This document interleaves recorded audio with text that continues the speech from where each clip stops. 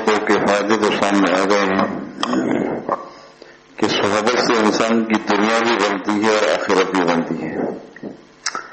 امام رازی رحمۃ اللہ علیہ بڑے عالم تھے، لیکن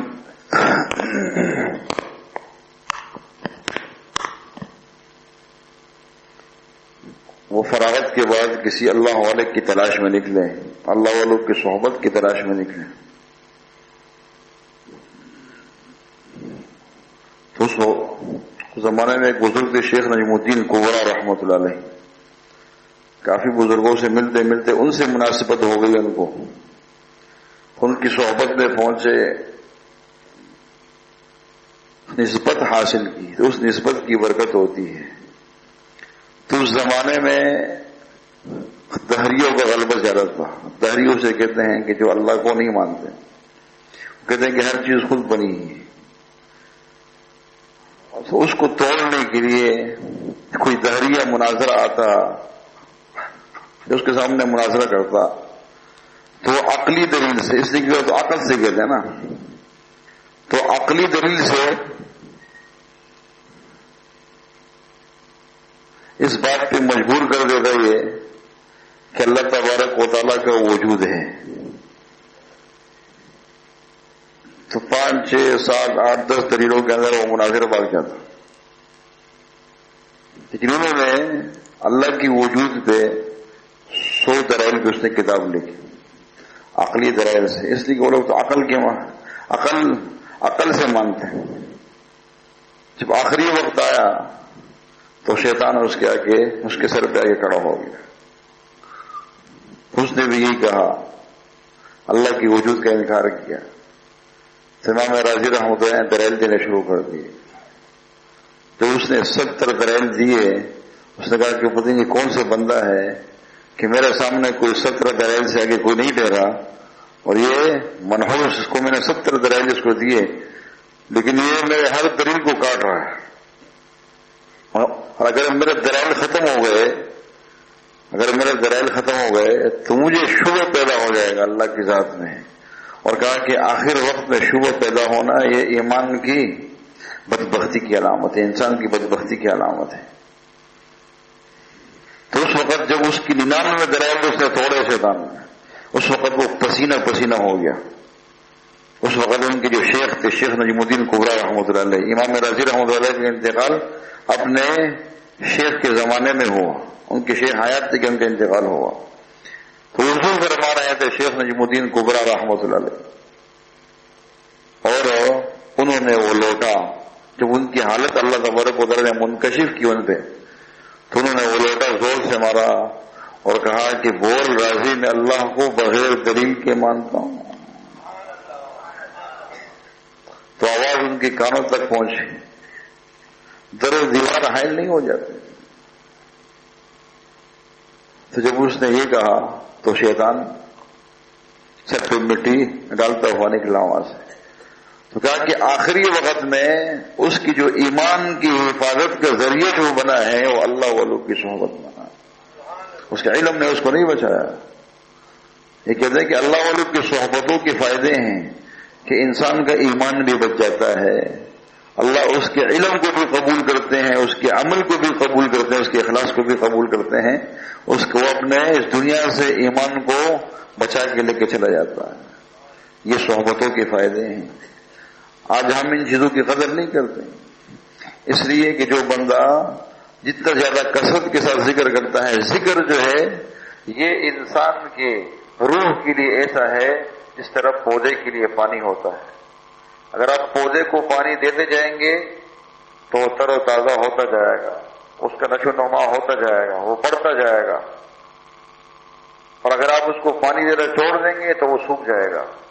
اسی طرح ہماری روح کی مثال ہے، اگر ہم ذکر نہیں کریں گے تو ہماری روح مردہ ہو جائے گی، اس کو غذا نہیں ملے گی. پھر یہاں تک انسان اندھا ہو جاتا ہے روحانی طور پہ، وہ کورے اور کٹے کی یعنی وہ تمیز نہیں کر سکتا. اس لیے پھر وہ انسان برے عمل کرتا ہے، وہ سمجھتا ہے کہ میں اچھا کر رہا ہوں. زُيِّنَ لَهُ سُوءُ عَمَلِهِ فَرَآهُ حَسَنًا، یعنی وہ اپنے برے عمل کو بھی اچھا دیکھتا ہے. وہ کیسے؟ ایک انسان جو ہے وہ سود کا کام کرتا ہے، سود کے پیسوں سے وہ زکات نکال دے گا، کہتے میں اچھا کام کروں.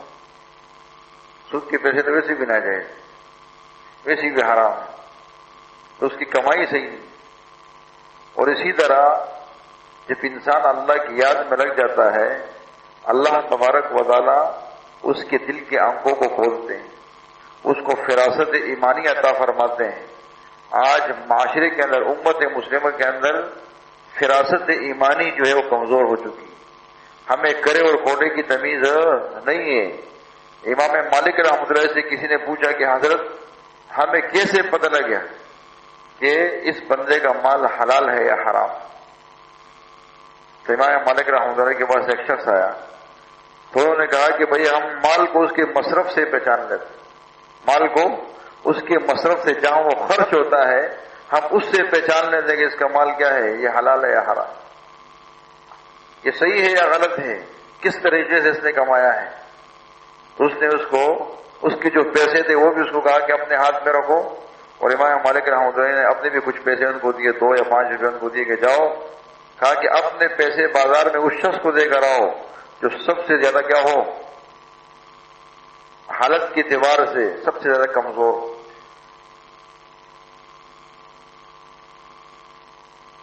فقیر ہو، مسکین ہو، اور میرے پیسے بازار میں اس شخص کو دیکھو اس کے کپڑے صاف ستھرے ہوں کیا ہو، اور لگ رہا ہو کہ وقت کا شیخ، میرے پیسے اس کو دینا.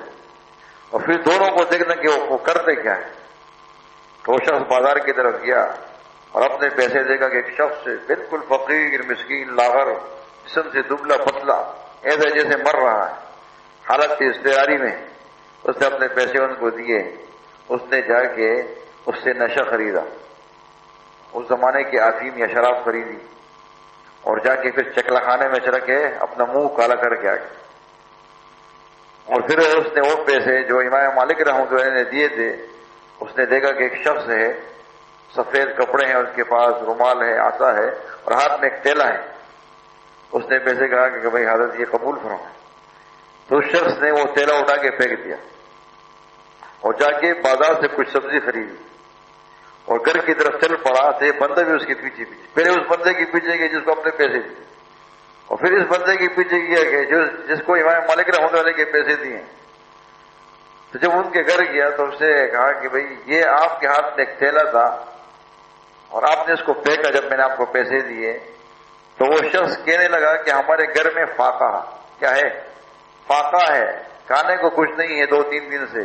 کہا کہ آج ہمارے بچیوں نے کہا کہ جا کے کہیں کسی مردار کا گوشت ہی لیا ہو تاکہ ہماری جان کو بچ جائے.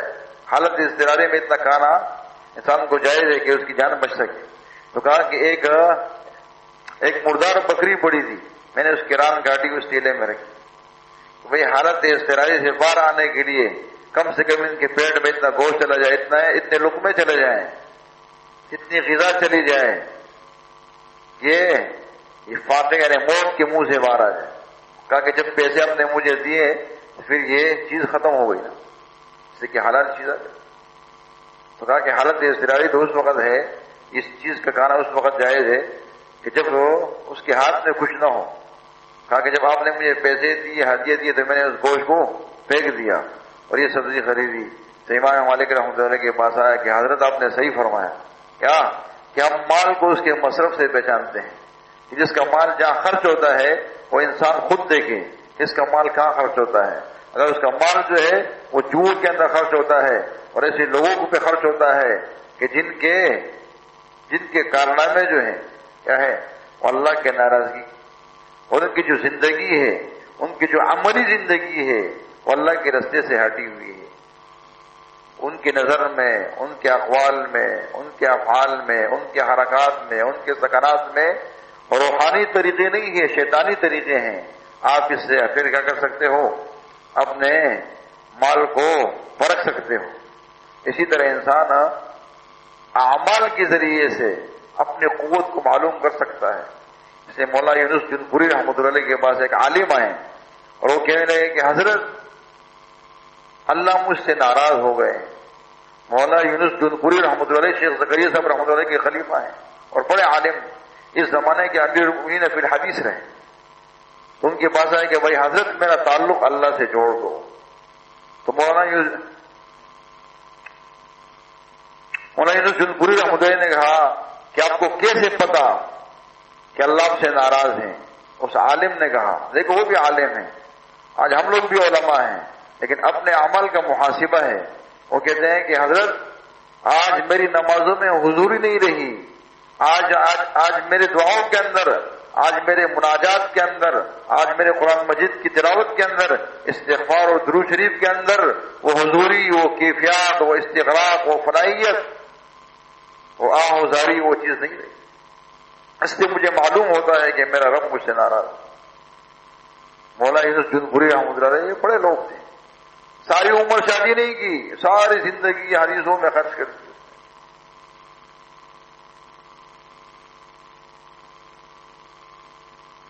تو حضرت نے فرمایا کہ ایک ادنا سا طالب علم اور اللہ کا تعلق جوڑنا ہے تو بڑے لوگوں کا کام ہے. تو اس نے کہا حضرت کچھ تو بتا دے. انہوں نے کہا کہ بھائی مدینے والے کو راضی کر لو، اللہ راضی ہو جائیں گے.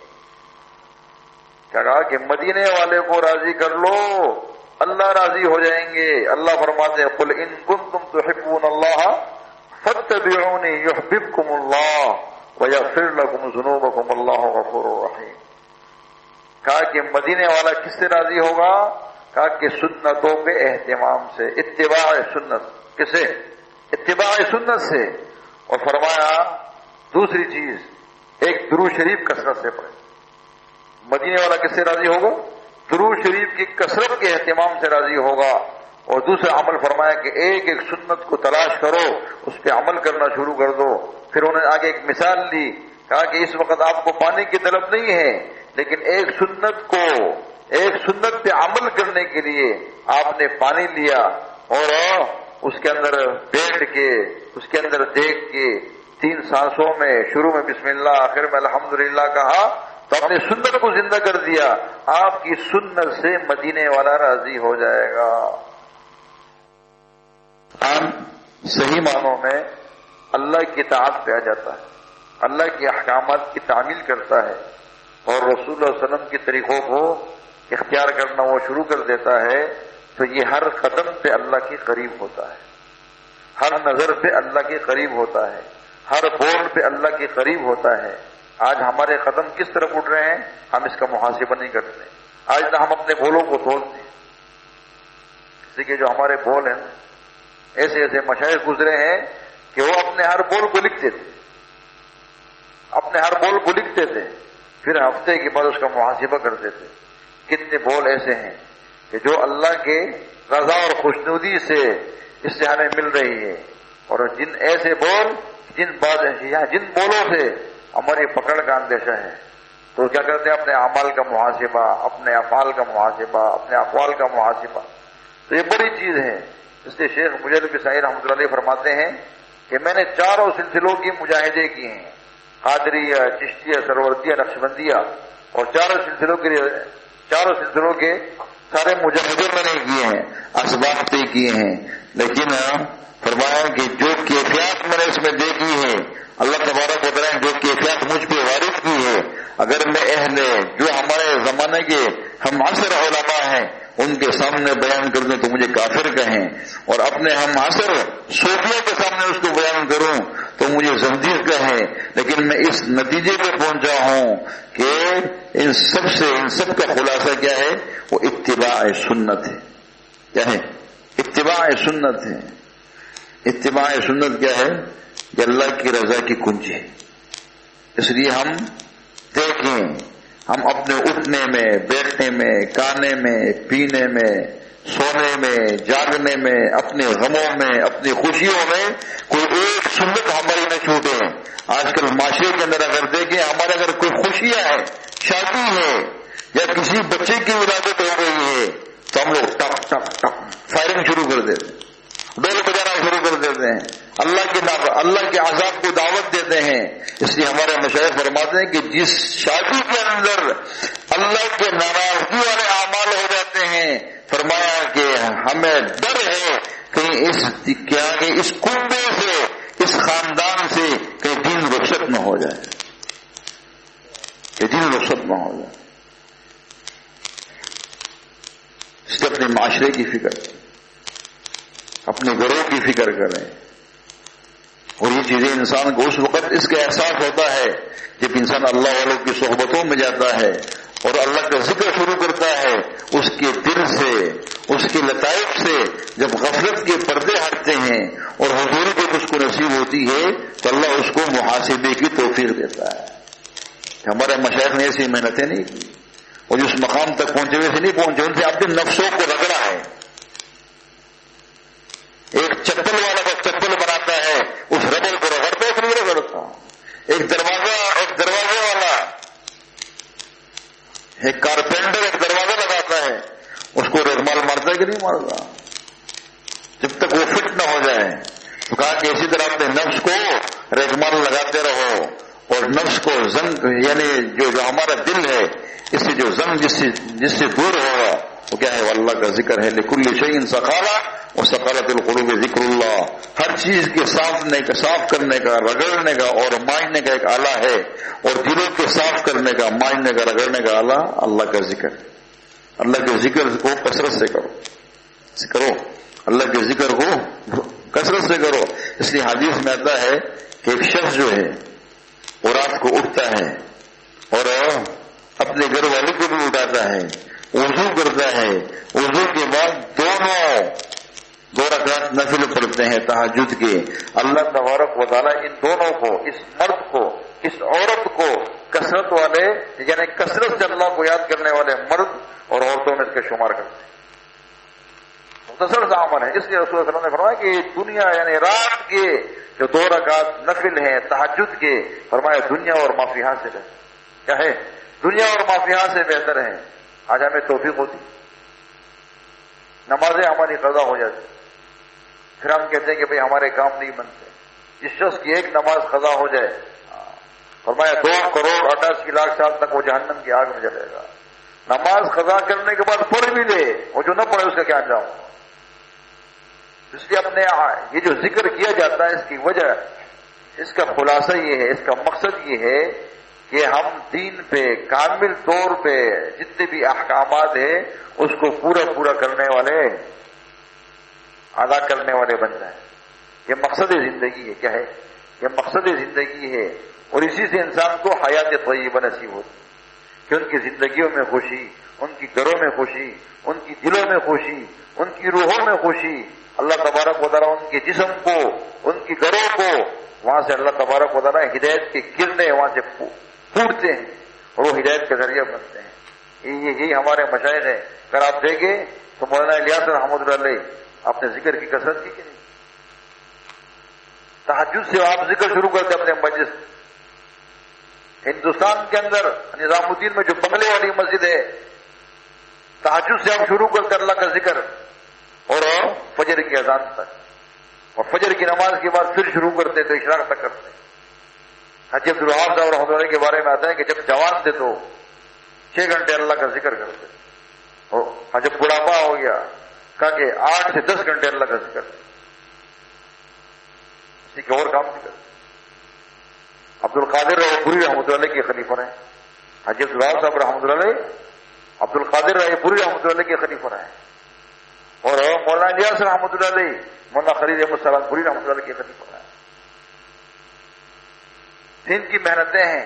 اگر مولانا انعام الحسن صاحب رحمۃ اللہ علیہ ہیں جو تیسرے امیر ہیں تبلیغی جماعت کے، ان کے بارے میں آتے ہیں کہ ایک دن میں 40,000 مرتبہ اللہ اللہ کیا کرتے. یہ سب صاحب نسبت ہے. اللہ نے کام انہی لوگوں کو دیا ہے جو صاحب نسبت ہے. حضرت سری ثقفی رحمۃ اللہ علیہ فرماتے ہیں، جو حضرت جنید بغدادی رحمۃ اللہ علیہ کے شیخ ہیں، آپ فرماتے ہیں کہ جو اپنے جن کی جو بندے کی جو نفس کی خواہشات ہے اس کے اوپر اگر وہ دین کو ترجیح نہیں دے گا تو بندہ کمال تک نہیں پہنچے. اپنی نفسانی خواہشات پہ اگر دین کو ترجیح نہیں دے سکتا تو بندہ کمال تک نہیں پہنچ سکتا، چاہے وہ جتنا بڑا علامہ ہو. آج ہم دنیا کے اندر دیکھ فتنے کہاں سے پیدا ہو رہے ہیں. تو نفسانی خواہشات کو دبانا. حضرت بایزید بستامی رحمۃ اللہ علیہ فرماتے ہیں، ان سے کسی نے کہا کہ حضرت اللہ کی بارگاہ میں پہنچنے کے لیے کتنے قدم درکار ہیں؟ فرمایا 2 قدم. ایک قدم اپنے نفس پہ رکھو، دوسرا قدم اللہ کی بارگاہ میں ہوگا. اپنے نفسانی خواہشات کو دباؤ. اس نے کہا کہ جو سب سے پہلا جو گناہ ہوا ہے کائنات کے اندر وہ کیا ہے؟ وہ حسد. شیطان نے حسد کیا نا، آدم علیہ السلام سے جلا، اس لیے کہ اس سے پہلے اس کا نام تو شیطان نہیں تھا، عزازیل تھا اس کا نام، لیکن نفس کے بہکانے کی، نفس کے بہکاوے میں آیا ہو. اس نفس نے اس کو ذلیل کیا ہے کہ میں آدم کو کیسے سجدہ کروں، اس لیے کہ وہ تو مٹی سے پیدا ہوا، میں آگ سے پیدا ہوں. خلقتنی من نار وخلقتہ من طین. اس لیے کہ آگ کی خاصیت یہ ہے کہ اوپر کی طرف اڑتی ہے اور مٹی کیا ہے؟ وہ نیچے کی طرف جاتی ہے. اس لیے میں آدم سے مولانا قاسم نانوتوی رحمۃ اللہ سے کسی ہندو نے کہا کہ حضرت جب ہمارے لوگ مرتے ہیں تو ہم اس کو جلاتے ہیں، اور آپ کا مسلمان جب مرتا ہے تو آپ اس کو دفن کرتے ہو. تو کہا کہ جلانا بہتر نہیں. تو حضرت مولانا قاسم نانوتوی رحمۃ اللہ نے فرمایا کہ جو کچرا ہوتا ہے اس کو جلایا جاتا ہے اور جو خزانہ ہوتا ہے اس کو دفنایا جاتا ہے. کیا فرمایا؟ جو کچرا ہوتا ہے، کچرا جلاتے ہو کہ نہیں جلاتے؟ کہا کہ یہ کچرے ہیں سارے جو جلتے ہیں، اور کہا کہ مومن خزانہ ہے. کیا ہے؟ مومن خزانہ ہے، اور خزانے کو انسان دفن کرتا ہے. تو اللہ تبارک و تعالیٰ ہمیں صحیح معنوں میں اپنی محبت کا کیا بنائے؟ خزانہ بنائے.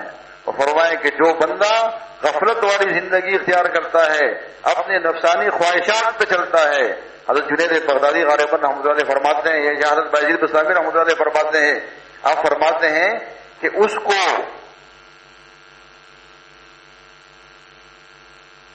غفلت کی کفن میں کیا کرو؟ لپیٹو اس کو، اور ندامت کی زمین میں دفن کرو. غفلت کی کفن میں اس کو لپیٹو. جو نفسانی خواہشات کی زندگی گزارتا ہے دنیا کے اندر، تو غفلت کی کفن میں اس کو لپیٹو اس بندے کو، اور ندامت کی زمین میں دفن کرو. اور فرمایا کہ جو اتباع رسول والی زندگی گزارتا ہے اس کو محبت کی کفن میں لپیٹو. کیا؟ اس کو محبت کی کفن میں لپیٹو اور معرفت کی زمین میں اس کو دفن کرو. تو ایمان کی علامت، جو بندہ جتنا زیادہ اللہ کے قریب ہوتا ہے، اللہ تبارک و تعالیٰ اس کے دل کو کیا کرتے ہیں؟ مسکن بناتے ہیں، اپنا مسکن بناتے ہیں. اور مخلوق کے لیے اللہ تبارک و تعالیٰ اس بندے کے دل کو ہدایت کا منبع بناتے ہیں، اس کو رشد و ہدایت کا مرکز بناتے ہیں. جتنے بھی ہمارے مشائخ ہیں یہ ایک ایک بندے تھے. خواجہ معین الدین چشتی رحمۃ اللہ علیہ اکیلے بندے ہیں. ہندوستان میں ان کی تشکیل ہوئی. یہ تشکیلات روضہ رسول صلی اللہ علیہ وسلم سے ہوتی. ہندوستان میں بیٹھے اور 90 لاکھ ہندو اور سکھوں کو مسلمان کر کے گئے. جب ان کا انتقال ہوا تو ان کے ماتھے پہ غیب سے لکھا ہوا تھا. ایسے تبلیغ والے تھے کہ خود ایک اللہ کے پکے مسلمان اور پکے داعی کہ جہاں سے گزرتے اللہ ہدایت کی ہواؤں کو چلاتے، اس لیے کہ نفسانی خواہشات کو آگ کی بٹی میں رکھ کے خواہشات کو دفن کیا انہوں نے. وہ جدھر سے جاتے اللہ ہدایت کی ہواؤں کو چلاتے. انہیں ایک وجود سے اللہ نے 90 لاکھ ہندو سکھوں کو مسلمان کیا. جب دنیا سے جا رہے ہیں اس کے ماتھے پہ لکھا ہوا ہے حبیب اللہ مات فی حب اللہ، کہ اللہ کا دوست اللہ کی محبت میں مرا ہے. ہمارے سلسلے کے بزرگ خواجہ باقی باللہ رحمۃ اللہ علیہ، جو شیخ معین بسائی رحمۃ اللہ علیہ کے شیخ ہیں، حضرت کے بارے میں آتا ہے کہ جب انہوں نے محنت شروع کی، فرمائے کہ 98 لاکھ ہندو اور سکھ انہوں نے مسلمان، 2 لاکھ کم 1 کروڑ لوگوں کو اس نے مسلمان کیا اور دنیا سے گئے. اور اتنی عمر بھی نہیں پائی انہوں نے، 49 سال عمر پائی انہوں نے. چلو عمر تو نہیں، لیکن محنت. جب شیخ معین بسائی رحمۃ اللہ علیہ کے مجلس میں پہنچے، کیا بصیرت اللہ نے ان لوگوں کو عطا کی. انہوں نے محنتیں کی. جب وہ پہنچے تو ان کی طرف دیکھ کے نظر کی، کہا کہ احمد سرہندی وہ سورج ہیں کہ جس میں باقی باللہ جیسے ہزاروں ستارے چھپے ہوئے ہیں. تو وہ شخص، اور پھر وہی شیخ معین بسائی رحمۃ اللہ علیہ نے بر صغیر و پاک و ہند کے اندر ایسی محنت کی. آج اگر ہم مسلمان ہیں تو اس کا سیرا شیخ معین بسائی رحمۃ اللہ علیہ کو جاتا ہے. اس لیے فرمایا کہ اگر اس امت میں 2 افراد نہ ہوتے سے امت مٹ جاتی. ایک ابو بکر صدیق رضی اللہ تعالیٰ عنہ، ایک شیخ میرے بسائی رحمۃ اللہ علیہ ہمارے مشائخ، کہ انہوں نے جب آپ علیہ السلام دنیا سے چلے گئے تو مانعین زکات، جنہوں نے زکات دینے سے منع کیا، تو اس وقت ابو بکر صدیق میں کھڑے ہوئے، حتیٰ کہ حضرت عمر فاروق جیسی شخصیت کے رہنے کے حضرت بیٹھے. اس وقت مسلمان کیا ہے؟ انتشار کا شکار ہے. آپ ان کے خلاف قدم نہ اٹھائیں. آپ نے فرمایا کہ نہ، اگر کوئی میرے ساتھ چلتا ہے تو چلے، ورنہ میں اکیلا ہی کافی ہوں. کیا فرمایا؟ ینقص الدین وانا حی، دین میں کمی ہو اور ابو بکر زندہ ہو، یہ کیسے ہو سکتا ہے؟ اور حضرت عمر فاروق سے فرمایا کہ جبار فی الجاہلیت بخوار فی الاسلام، زمانے جاہلیت میں تو بڑے شیر تھے اور نبی صلی اللہ علیہ وسلم کا سر لینے جا رہے تھے، اور زمانہ اسلام کے اندر کیا پڑے ہیں؟ بزدل بن گئے. تو حضرت عمر فاروق نے فرمایا کہ اللہ نے میرے سینے کو کھول دیا. جنہوں نے اسلام کے لیے قربانیاں دی، یہ ثبوت ہیں اسلام کے. تو اس لیے ہمیشہ احکامات سے آراز نہ کرو. جب بندہ اللہ کے حکم کو توڑتا ہے وہ معاشرے کے اندر بھی ذلیل ہوتا ہے. بعض لوگ کہتے ہیں کہ ہم نے یہ گناہ پہلی مرتبہ کیا ہے، یہ گناہ پہلی دفعہ کیا ہے. تو اللہ تبارک و تعالیٰ تو ستار العیوب کیا ہے؟ وہ تو ستار العیوب ہے. یہ کیسے ہو سکتا ہے کہ ایک بندہ پہلی دفعہ گناہ کرے، دوسری دفعہ بھی معاف کرتے ہیں، تیسری دفعہ معاف کرتے ہیں، حتیٰ کہ جب وہ گناہ اتنے بڑھ جاتے ہیں کہ وہ گناہ ان کا احاطہ کر لیتے ہیں، پھر اللہ تبارک و تعالیٰ اس گناہوں کو مخلوق پہ ظاہر کرتے ہیں. ہمیشہ استغفار کی کثرت کرنی چاہیے. اللہ تبارک و تعالیٰ ہمیں باتوں پہ عمل کرنے کی توفیق رکھے. مغفرت